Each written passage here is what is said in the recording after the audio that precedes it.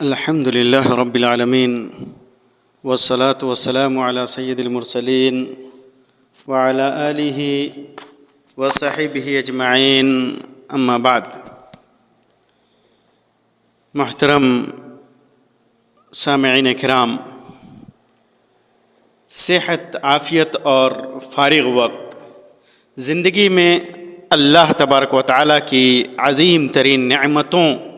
اور اس کے سب سے گراں قدر تحائف میں سے ہے، ہدایہ میں سے ہے. چنانچہ جس شخص کو عافیت کی توفیق سے نوازا گیا ہو، اس کے لیے لازم ہے کہ وہ اس کی رعایت کرے، اس کی پاسداری کرے، اس کی حفاظت کرے اور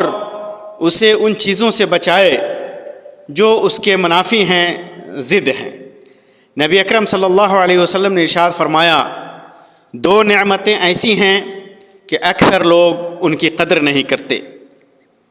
اور وہ دو چیزیں ہیں صحت اور فارغ وقت. اور اللہ کے رسول صلی اللہ علیہ وسلم نے ارشاد فرمایا کہ تم میں سے جس نے اس حال میں صبح کی کہ وہ اپنے گھر یا قوم میں امن و امان سے ہو، اپنے جسم میں تندرست ہو، اسے تندرستی حاصل ہو اور اس کے پاس دن کی خوراک ہو، کھانا پینا ہو، تو گویا اس کے لیے پوری دنیا سمیٹ دی گئی ہے. کانما حیزت لہ الدنیا. اور اللہ کے رسول صلی اللہ علیہ وسلم نے ارشاد فرمایا، اللہ سے عفو و عافیت اور دائمی معافی مانگو، کیونکہ یقین اور ایمان کے بعد کسی بندے کو عافیت سے بہتر کوئی چیز نہیں دی گئی. بہت سارے لوگ اپنی زندگیوں اور اپنے اعمال کو، اپنے اوقات کو ضائع کرنے میں حد سے تجاوز کرتے ہیں. ان میں سے کچھ وقت کی قدر و قیمت کا احساس نہ ہونے کی وجہ سے، کچھ سستی اور کام کو کل پر ٹالنے کی وجہ سے، کچھ بری صحبت کی وجہ سے، جو اپنے ساتھیوں کے دین، اخلاق اور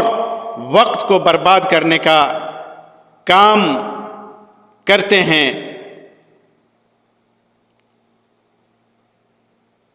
اور کچھ لوگ بغیر عافیت کی قدر اور عمر کی شرافت کو جانے سمجھے اور کثرت کلام اور راتوں کو فضول محفلوں میں اپنا وقت کاٹنے میں گزارتے ہیں. انسان کی زندگی تو یہ گنتی کے چند دن ہیں اور محدود وقت ہیں. جب بھی اس کا کوئی حصہ گزرتا ہے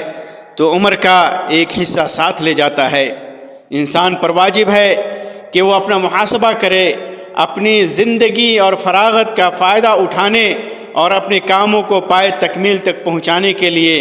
اپنے وقت کی تنظیم کرے، اپنے وقت کو منظم کرے. اور اس کے لیے مناسب ہے کہ وہ اپنی ترجیحات کا تعین کرے اور اپنی ذمہ داریوں کے درمیان توازن پیدا کرے، یہاں تک کہ معاملہ آخرت کے گھر تک پہنچ جائے، قیامت تک پہنچ جائے اور وہیں جا کر اسے کوئی اچھا سا ٹھکانہ ملے. یہ عمر جو ہم جی رہے ہیں آخرت کے لیے ہماری کھیتی ہے، اور اگر ہم نے اس میں خیر کی فصل بوئی تو خوشی اور سعادت کی فصل کاٹیں گے اور ان لوگوں میں شامل ہوں گے جنہیں ابدی گھر یا جنت میں آواز دی جائے گی اور کہا جائے گا کہ کلوا واشربوا ہنیئا بما اسلفتم فی الایام الخالیہ. کھاؤ اور پیو، مزے سے کھاؤ پیو ان اعمال کے بدلے میں جو تم نے گزرے ہوئے دنوں میں کیے تھے. اگر ہم نے اسے غفلتوں میں ضائع کر دیا اور اس میں گناہوں اور نافرمانیوں کی فصل بوئی تو اس دن پچھتائیں گے، جس دن پچھتاوا کوئی فائدہ نہیں دے گا. اور قیامت کے دن دنیا میں واپس لوٹنے کی تمنا انسان کرے گا، مگر اب بہت دیر ہو چکی ہوگی. اولم نعمرکم ما یتذکر فیہ من تذکر وجاءکم النذیر فذوقوا فما للظالمین من نصیر. کیا ہم نے تمہیں اتنی عمر نہ دی تھی کہ جس میں نصیحت پکڑنے والا نصیحت پکڑ سکتا اور تمہارے پاس ڈرانے والا بھی آیا تھا؟ بس اب عذاب کا مزہ چکھو تو ظالموں کا کوئی مددگار نہیں ہوگا. یاد رکھو کہ دنیا صرف 3 دن ہے، گزرا ہوا کل جو کچھ اس میں تھا وہ لے کر جا چکا، یا آنے والا کل شاید اسے ہم نہ پا سکے، اور آج کا دن جو ہمارے پاس ہے بس اس میں عمل کرنا چاہیے قبل اس کے کہ یہ بھی چلا جائے، اور پھر اس کے بعد اس پر پچھتاوا ہو۔ ایک مسلمان پر واجب ہے کہ وہ اپنے اوقات، اپنی صحت اور فراغت کو ان چیزوں میں صرف کرے جو اس کے لیے خیر کا باعث ہوں، کیونکہ وقت بادلوں کی طرح تیزی سے گزر جاتا ہے۔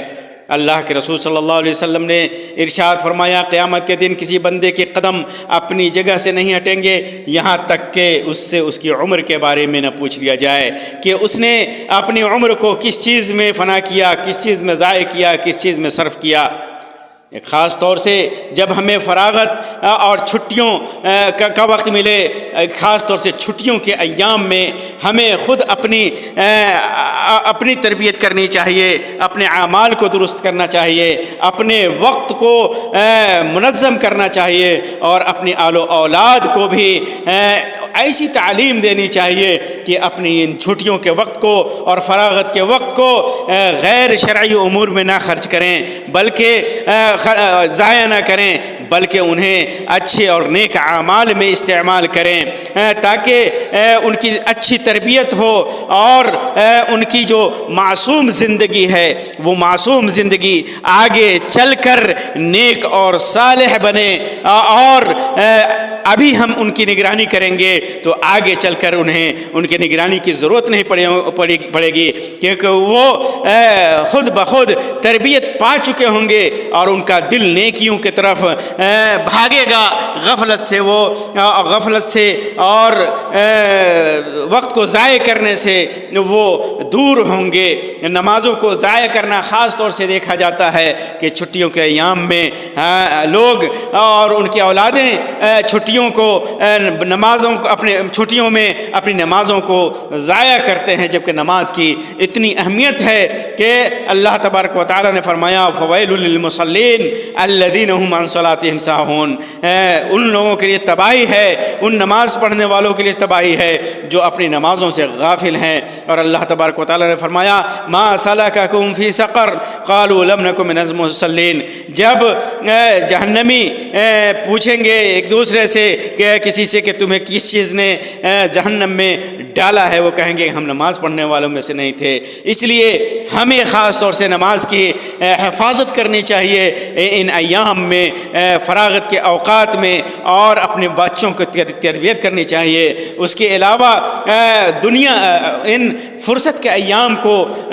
برے کاموں میں ضائع کرنے سے بچنا چاہیے، خود کو بچنا چاہیے اور اپنی اولاد کو بھی بچانا چاہیے۔ اللہ تعالیٰ نے فرمایا یا ایھا الذین آمنوا قوا انفسکم واہلیکم نارا وقودھا الناس والحجارہ، اے ایمان والو اپنے آپ کو اور اپنے اہل و عیال کو اس آگ سے بچاؤ جس کا ایندھن انسان اور پتھر ہے۔ اللہ تبارک و تعالیٰ نے اللہ کے رسول صلی اللہ علیہ وسلم نے ارشاد فرمایا کہ کلکم راع وکلکم مسئول عن رعیتہ،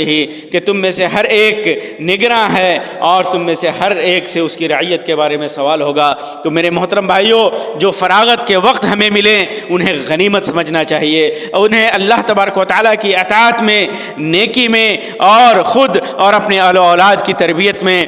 اسے گزارنا چاہیے تاکہ آگے چل کر کے پچھتاوا نہ ہو۔ اللہ تعالیٰ اور گناہوں سے ہر ممکن بچنے کی کوشش کرنی چاہیے۔ اللہ تبارک و تعالیٰ سے دعا ہے کہ اللہ تبارک و تعالیٰ